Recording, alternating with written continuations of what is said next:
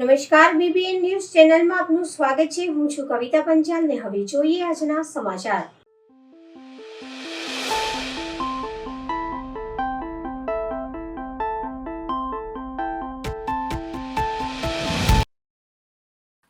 જાન્યુઆરી નિમિત્તે જળ અર્પણ ન્યૂઝ દ્વારા રાષ્ટ્રધ્વજ સન્માન યાત્રાનું આયોજન સુસેન સર્કલ ખાતે કરવામાં આવ્યું। જે આજે 26મી જાન્યુઆરી 2026ના રોજ જન અર્પણ ગ્રુપ તરફથી રાષ્ટ્રધ્વજ સન્માન યાત્રાનું પ્રથમ વર્ષ અહીંયા જે કહેવાય કે શોભાયાત્રા કાઢવામાં આવી છે।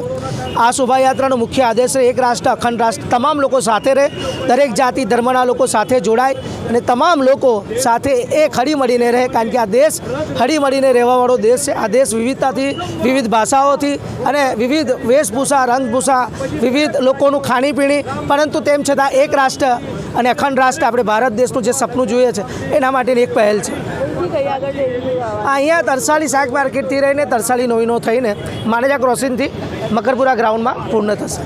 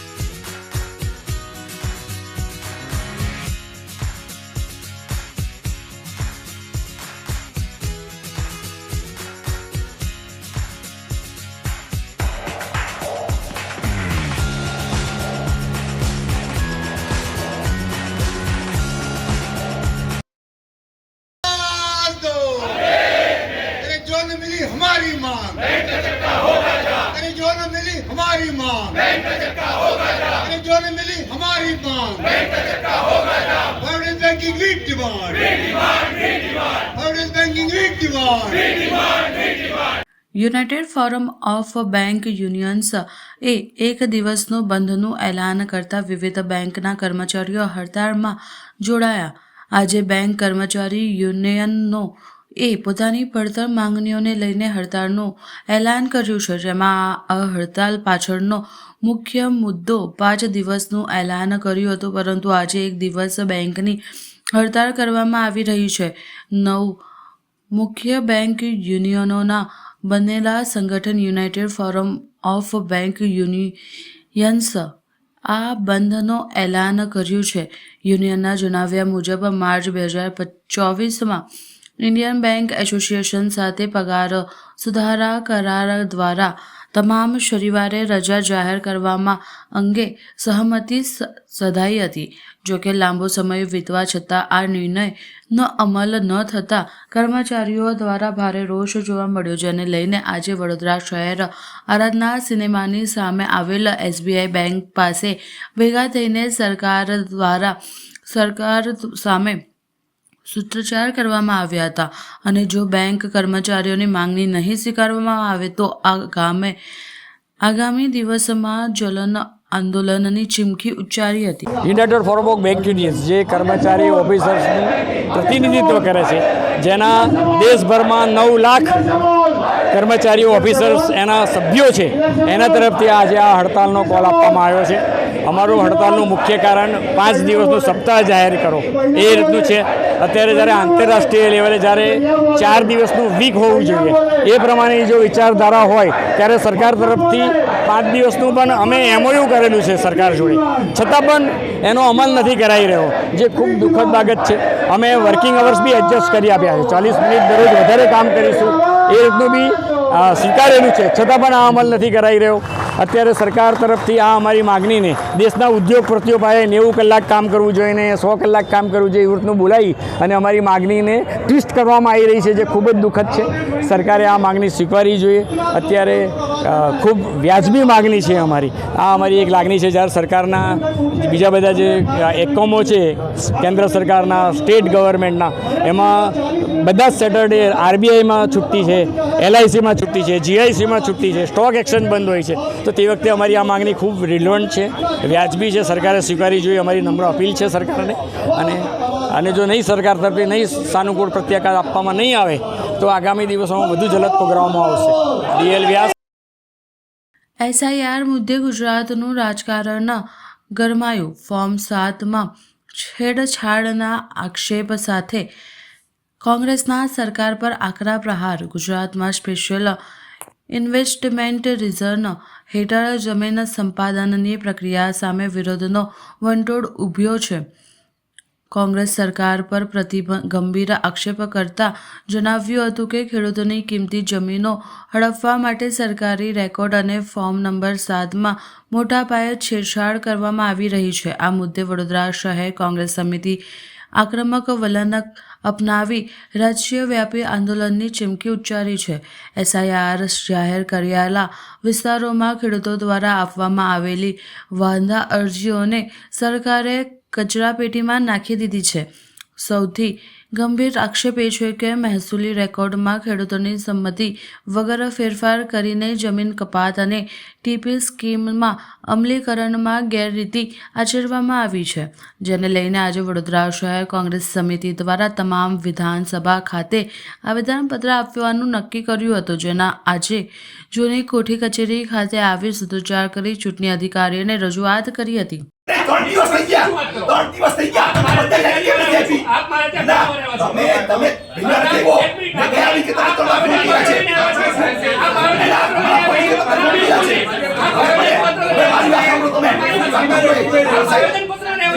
મારી વાત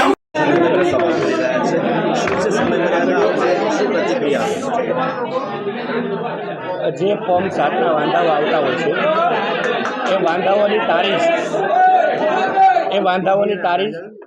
વાંધાઓની તારીખ તમામ રેકોગ્નાઇઝ પોલિટિકલ પાર્ટીને આપવાની થતી હોય છે. અને એ નિયમ અનુસાર એ તમામ વાંધાઓની તારીખ તમામ રેકોગ્નાઇઝ પોલિટિકલ પાર્ટી XYZ એમને આપવાની હોય છે. એમની રજૂઆત પ્રમાણે જિલ્લામાં નાયબ જિલ્લા ચૂંટણી અધિકારીને દિન 3માં આપવા માટેની બાંહેધરી આપી છે, એવી રજૂઆત કરી છે. આજે હું મારી વડી કચેરીમાં પરામર્શ કરી અને એ પ્રમાણે જો આજે છેલ્લો દિવસ હશે હું પરામર્શ કરી લઉં છું તો આ તમામ યાદીઓ અમારી પાસે ઓલમોસ્ટ ઓફલાઈન ડેટા એન્ટ્રી તૈયાર થઈ ગઈ છે, ઓનલાઈન ડેટા એન્ટ્રી ચાલુ છે. એટલે ઓફલાઈન ડેટા એન્ટ્રીની જે તારીખ છે એ અમે આને આજે સાંજે 5 વાગ્યા સુધીમાં તમામ પોલિટિકલ પાર્ટીને આપી શકીએ છીએ. અને એ આપવા માટે કઈ તારીખ ડેડલાઇનની છે અને એ તારીખ પહેલા એ લોકોને એમની જે માંગણી છે વ્યાજબી રીતે સંતોષ હશે?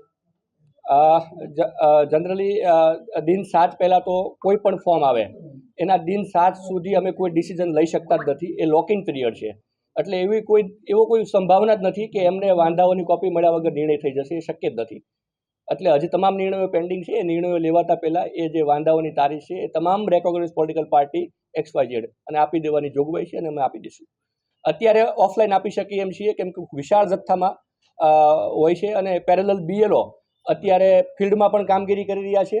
એટલે એમના માટે અત્યારે ડેટા એન્ટ્રી પેરેલલ ચાલુ છે. પરંતુ જે રીતે તમામ પાર્ટીઓની માંગ છે એ પ્રમાણે ઓફલાઈન આજે સાંજે 5 વાગ્યા સુધીમાં અમે પૂરા પ્રયત્ન કરીશું કે ઓલમોસ્ટ ડન થઈ ગઈ છે એ અમે એમના માધ્યમથી ઓફલાઈન પૂરી પાડી દઈશું. કલેક્ટર સાહેબે આદેશ કરેલો 3 દિવસની અંદર આપવાનો છે એવું કંઈક વાત? હા, એમની રજૂઆત છે.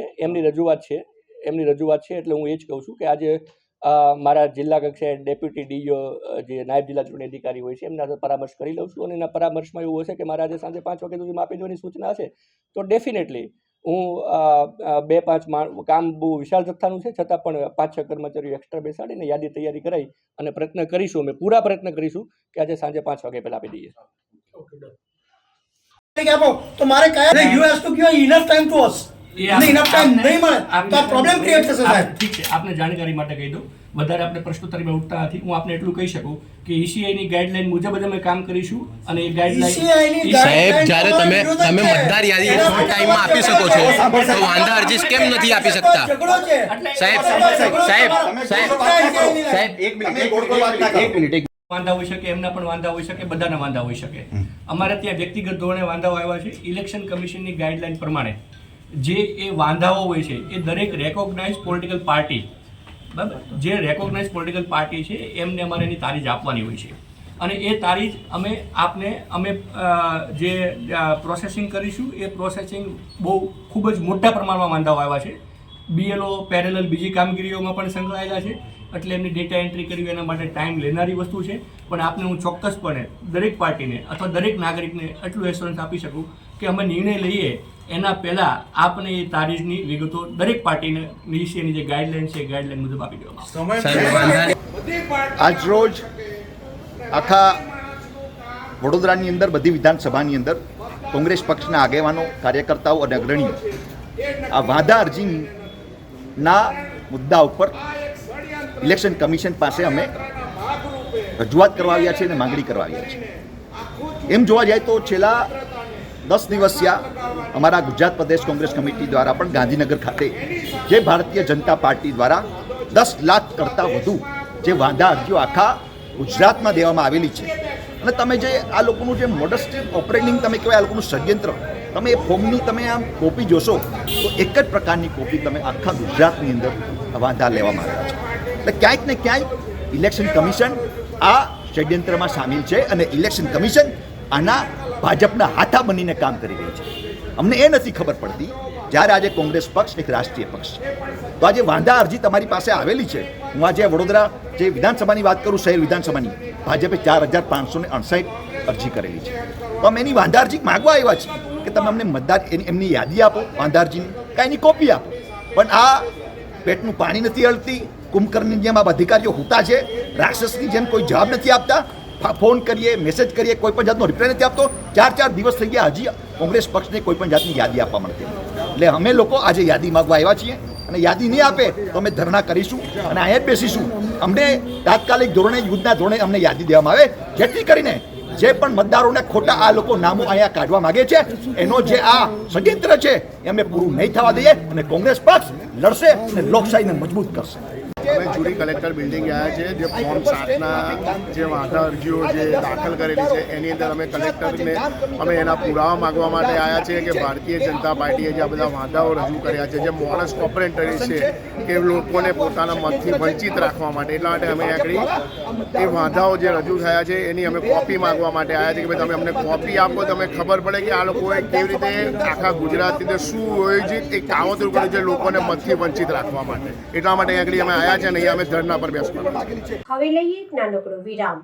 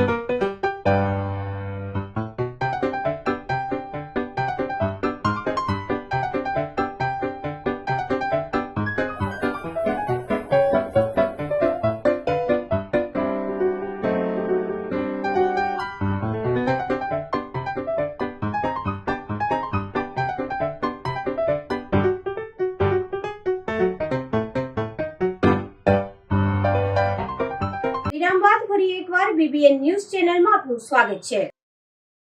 વડોદરા શહેરમાં ગોત્રી હોસ્પિટલની સિક્યુરિટી પર ગંભીર સવાલો ઊભા થયા છે. ગતરોજ હોસ્પિટલમાં પેશન્ટ ઇલાજ માટે રિક્ષા નીચે મૂકીને ગયો હતો, પરંતુ રાતે રિક્ષા ચોરી થઈ ગઈ. હોસ્પિટલ દ્વારા લાખોના કોન્ટ્રાક્ટ શક્તિ સિક્યુરિટીને આપવામાં આવ્યો છે, પરંતુ હોસ્પિટલમાં વારંવાર મોબાઈલ ચોરી, બાઇક ચોરી, રિક્ષા ચોરી જેવી ઘટના સામે આવતી હોય છે. પરંતુ સવાલ એ ઊભો થયો છે કે લાખોના કોન્ટ્રાક્ટ આપ્યા પછી પણ જો હોસ્પિટલમાં આવતા પેશન્ટો સુરક્ષિત ના હોય તો કોન્ટ્રાક્ટ આપવાનો કે લાખો રૂપિયા બગાડવાના મતલબ શું? લોકો દ્વારા માંગ ઉઠાવવા પામી છે કે શક્તિ સિક્યુરિટીને બ્લેકલિસ્ટ કરીને કાયદેસરની કાર્યવાહી કરવાની માંગ ઉઠાવવા પામી છે.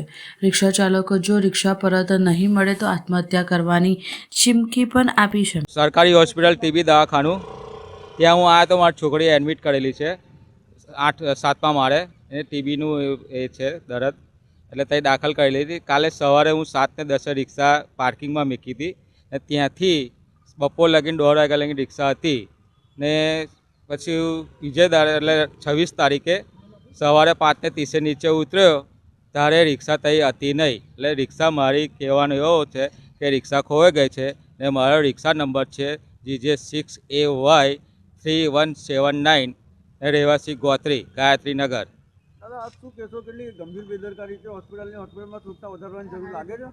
સુરક્ષા તો વધારવી પણ કાંઈ આવા બનાવો બહુ બને છે એ જગ્યાએ. મારી રિક્ષા એ રિક્ષા પર જ મારું ઘર ચાલતું હતું અને મારે 2 છોકરીઓ છે એ રિક્ષા પર ઘર ચલાવતો હતો. હવે જો રિક્ષા મળે તો ઠીક, નહીં તો પછી કંઈ નહીં, આત્મહત્યા કરીશું. જયંત શાંતિલાલ ખત્રી. નગર પ્રાથમિક શિક્ષણ સમિતિના 58મા બાળમેળાનું દબદબાભેર સમાપન થયું. 58મા સયાજી કાર્નિવલના સમાપન પ્રસંગે ઉપસ્થિત રહ્યા શિક્ષણ મંત્રી રીવાબા જાડેજા. શિક્ષણ મંત્રી રીવાબા જાડેજા સમિતિમાં અભ્યાસ કરતા બાળકોને પરફોર્મન્સ જોઈ થયા અભિભૂત. સમિતિની શાળામાં અભ્યાસ કરતા બાળકોએ સાંસ્કૃતિક કાર્યક્રમો અને યોગ સહિતના બતાવ્યા કરતબો. શિક્ષણ મંત્રી રીવાબા જાડેજાના હસ્તે નવીન શાળાઓના ઓરડાનું કરાયું લોકાર્પણ. શિક્ષણ મંત્રી રીવાબા જાડેજાએ મંચ પરથી વડોદરાના કર્યા વખાણ. બાળકોને કાર્યક્રમ માટે તૈયાર કરવા અને તેમને સુરક્ષા પૂરી પાડવા ફરજ બજાવનાર તમામને આપ્યા અભિનંદન. મારા ધારાસભ્ય અને મંત્રી બન્યા બાદ 3 વર્ષના ગાળામાં પહેલી વખત આવા આયોજનો જોયા છે. બાળકોને વિવિધ કરતબો માટે તૈયાર કરનાર યુવા વિદ્યાર્થીઓ પણ માન્યો આભાર. બાળકોના ટેલેન્ટને બહાર લઈ આવતા બદલ શિક્ષકો, ટ્રેનરો સહિતના કર્યા વખાણ. સમગ્ર ગુજરાતને દેશમાં જો આ પ્રકારનું બાળમેળાનું આયોજન થતું જ હશે તો વડોદરા શહેર ખૂબ બધી શુભકામનાઓ. કેમ કે આ આયોજન કરવું અમારે 1-2 કલાક બેસી અને નીકળી જવાનું હોય, પણ આની પાછળ સતત ચિંતા કરવીને જ્યારે આ પ્રકારની વ્યવસ્થા, આ પ્રકારનું કૌશલ્ય, આ પ્રકારના બાળકોની જે ટેલેન્ટ છે એને આ પ્લેટફોર્મ ઉપર લઈને આવવું, એમની સેફટીની ચિંતા કરવી, નાનામાં નાની ડિટેલ, એમની જમવાની વ્યવસ્થા, સેફટીની ચિંતા, કોઈ બાળક ક્યાંય પણ અસુરક્ષા અને અસલામતીની ભાવના અનુભવે નહીં. એટલે એક હોમ બાઉન્ડ એન્વાયરમેન્ટમાં આ પ્રકારનું આયોજન 53 વર્ષોથી થતું હોય ત્યારે ખૂબ ગૌરવ થાય. અને કદાચ મને અતિશયોક્તિ નથી લાગતી એ બાબત કહેવામાં કે સમગ્ર ગુજરાત અને સમગ્ર ભારતમાં આ પ્રકારનું નગર પ્રાથમિક શિક્ષણ સમિતિ દ્વારા જો કોઈ આયોજન થતું હોય તો એ આપણા વડોદરા મુકામે થઈ રહ્યું છે. અને મને આ સયાજી બાગ એટલે કે કમાટી બાગના માધ્યમથી થઈ અને આપ આટલી સંખ્યામાં 3 દિવસ માટે જ્યારે બાળકોના મનમાં અને જ્યારે વર્ષ આવે ત્યારે સતત જેવી જિજ્ઞાસા હોય, કુતૂહલતા હોય અને ઉત્સાહપૂર્વક આ બાળ મેળાની રાહ જોવાતી હશે એ ક્યાંક મને પણ હવે લાગી રહ્યું છે. આ ઉપરાંત જે પ્રકારના કલ્ચરલ અહીંથી પ્રદર્શન અને અહીંથી કૃતિઓ રજૂ કરવામાં આવી, શૌર્યની વાત હોય, સાંસ્કૃતિક ધરોહરની વાત હોય, યોગની વાત હોય, મલખમની વાત હોય કે મહિલા સશક્તિકરણ એટલે કે દીકરીઓને ક્યાંક આત્મ સુરક્ષાની ટ્રેનિંગ આપવાની વાત હોય, તો સંપૂર્ણ આયોજન મારું એવું હેમાંગભાઈ દ્રઢપણે માનવું છે કે મારો વેરી ફર્સ્ટ MLA બન્યા પછી 3 વર્ષમાં ઘણા બધા કાર્યક્રમો મેં જોયા કર્યા, નગર પ્રાથમિક શિક્ષણ સમિતિના માધ્યમથી પણ મેં જોયા છે અને મને એની સહભાગિતા થવાનો પણ મોકો મળ્યો છે. પણ વેરી ફર્સ્ટ ટાઈમ હું વિટનેસ કરું છું આ પ્રકારના આયોજન, આ પ્રકારના કાર્યક્રમની, જેને ખૂબ હૃદયપૂર્વકની શુભકામનાઓ, જેટલું કહીએ એટલું ઓછું. માધ્યમથી હવે એવું દ્રઢ માનવું થઈ ગયું છે કે દરેક જિલ્લાએ આ બાળ મેળામાંથી પ્રેરણા લઈ અને આ પ્રકારનું આયોજન પોતપોતાના જિલ્લામાં પણ અવશ્ય કરવું જોઈએ. એટલીસ્ટ શરૂઆત કરવાથી બાળકોને એક મંચ, એમનું ટેલેન્ટ, કેમ કે જરૂરી નથી કે દરેક બાળક, આપણે શિક્ષણને બહુ કોમ્પ્રોમાઇઝ અને કોમ્પ્રેસ કરી દીધું છે કે ગણિત, વિજ્ઞાન, સોશિયલ સાયન્સ અને લેંગ્વેજ, આ 4 જ વિષય આપણા માટે શિક્ષણની વ્યાખ્યા બની ચૂક્યા છે. પણ મને એવું લાગે છે કે શિક્ષણ છે એ આનાથી ઉપર ઉઠીને છે. કોઈ બાળક જો મેથ્સમાં નબળું છે પણ એ મલખમમાં અવ્વલ છે તો મારા માટે શિક્ષિત છે. કોઈ બાળક અંગ્રેજીમાં નબળું છે પણ એ યોગ સારી રીતના કરે છે તો મારા માટે એ બાળક શિક્ષિત છે. શિક્ષણની પરિભાષા ફક્ત અક્ષર જ્ઞાન પૂરતી સીમિત નથી રહેતી. એનાથી ઉપર ઉઠીને સંસ્કાર સાથેનું શિક્ષણ, મૂલ્યો આધારિત શિક્ષણ અને આવનારા સમયમાં જે વિકસિત ભારતની પરિકલ્પના, વિકસિત ગુજરાત થકી આપણે બધા કરીએ છીએ, એમાં દરેકે દરેક ક્ષેત્રમાં ભરપૂર ટેલેન્ટ આવકાર્ય છે. કોઈ પણ એવું ક્ષેત્ર નથી કે જે ટેલેન્ટની કમી હોય. હેમાંગભાઈને મારે મળવાનું થયું એટલે એક કોમન પરસેપ્શન મારા માઇન્ડમાં હતું કે બાળ મેળો હશે એટલે એક્ઝિબિશન હશે અને સ્ટોલ હશે ને એમાં જે જનરલ થતું હોય એ પ્રકારની વ્યવસ્થાથી આ એક એક્ઝિબિશન કમ મેળા જેવું આયોજન હશે. પણ જ્યારે એન્ટ્રી થઈ અને સૌ પ્રથમ જે આપણી ગુરુકુળ વ્યવસ્થા, આપણા 16 સંસ્કાર, એની ઝાંખી, એનું પ્રદર્શન અને એની સમજણ, એટલે ત્યારે મનમાં વિચાર આવ્યો કે આપણે જે ભારતને સોને કી ચિડિયા તરીકે ઓળખતા હતા અને મેકોલોએ આવી અને આ ભારત દેશની શિક્ષણ વ્યવસ્થાને ક્યાંક જળમૂળથી તોડી નાખી અને એક નવી શિક્ષણ વ્યવસ્થા મૂકી અને પછી આ દેશનું શાસન આપણા આદરણીય પ્રધાનમંત્રી શ્રી નરેન્દ્રભાઈ મોદી સાહેબના હાથમાં આવ્યું અને એમણે જ્યારે તત્કાલીન મુખ્યમંત્રી હતા અને દેશના યશસ્વી વડાપ્રધાન બન્યા ત્યાર સુધી શિક્ષણને હંમેશા કેન્દ્ર સ્થાનમાં રાખી અને સતત પ્રગતિ કેવી રીતના કરી શકાય, ગુરુકુળ પ્રથાને પુનઃઉત્થાપિત કરી અને આ વ્યવસ્થાને વધારે સુદૃઢ અને મજબૂત કેવી રીતના બનાવી શકાય માટે સતત ચિંતા વ્યક્ત કરી છે.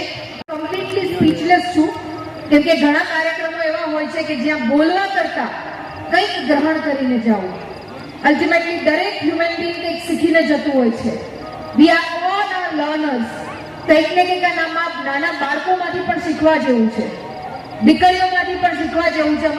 હું જ્યારે આદિત્યભાઈ ઇન્ડિયન એરફોર્સની પ્રિપરેશન કરતી હતી ત્યારે અમારે 10 માર્ક SSB ઇન્ટરવ્યુમાં રોક ક્લાઇમ્બિંગના હતા.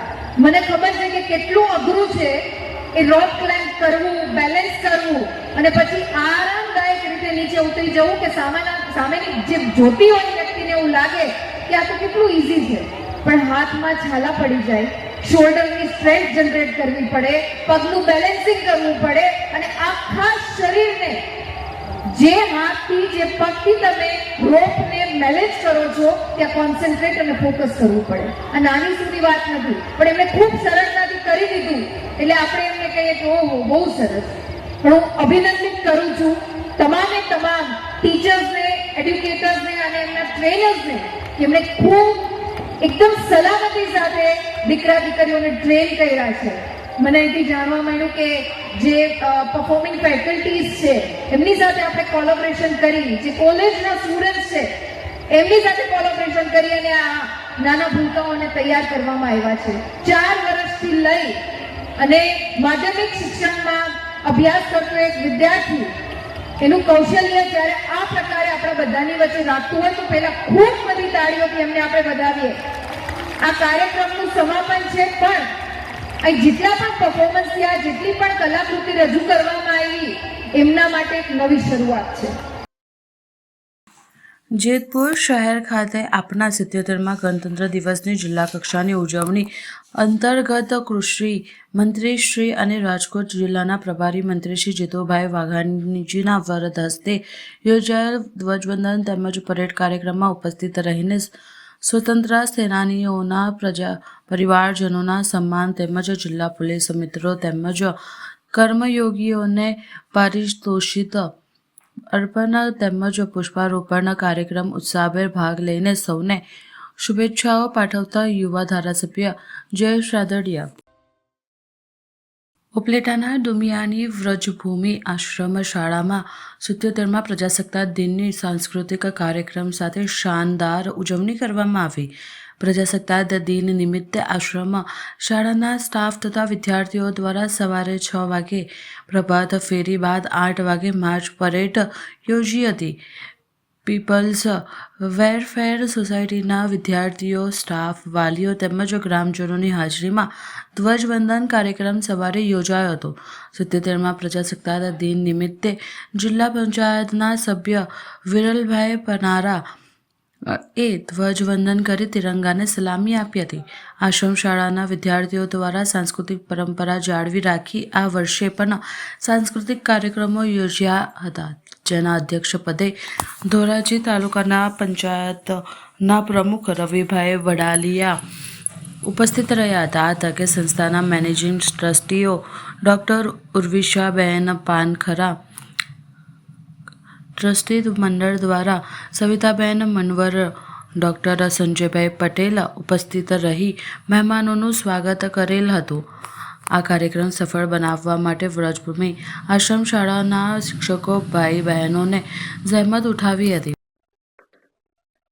આજ રોજ 77મા પ્રજાસત્તાક દિવસની ઉજવણી માટે પીપલ્સ વેલફેર સોસાયટી સંચાલિત આશ્રમ શાળામાં ધ્વજવંદક તરીકે આપણા વિરેલભાઈ પનારા હાજર રહ્યા હતા અને મારી સંસ્થાના બાળકોને ખૂબ સારો સંદેશો મળ્યો.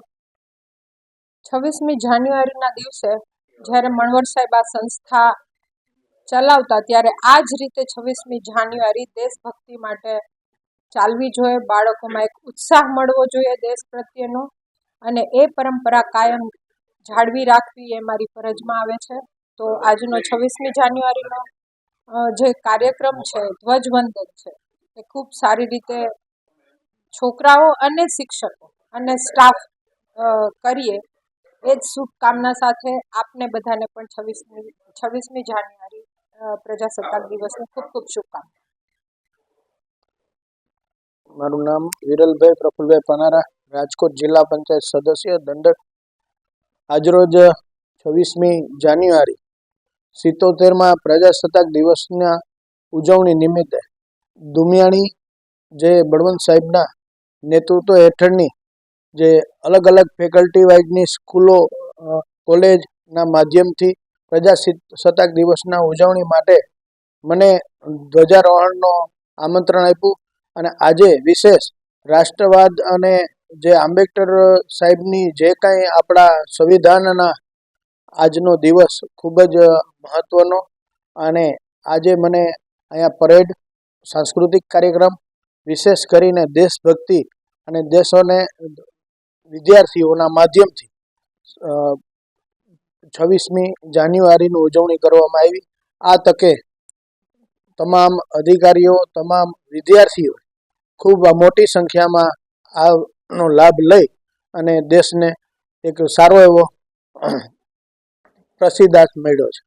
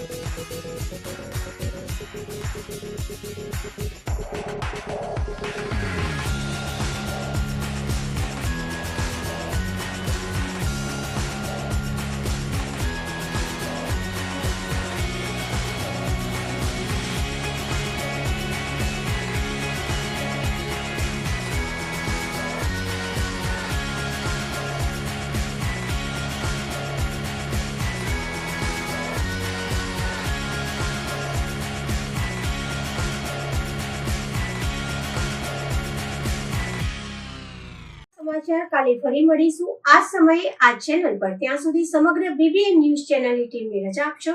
નમસ્કાર.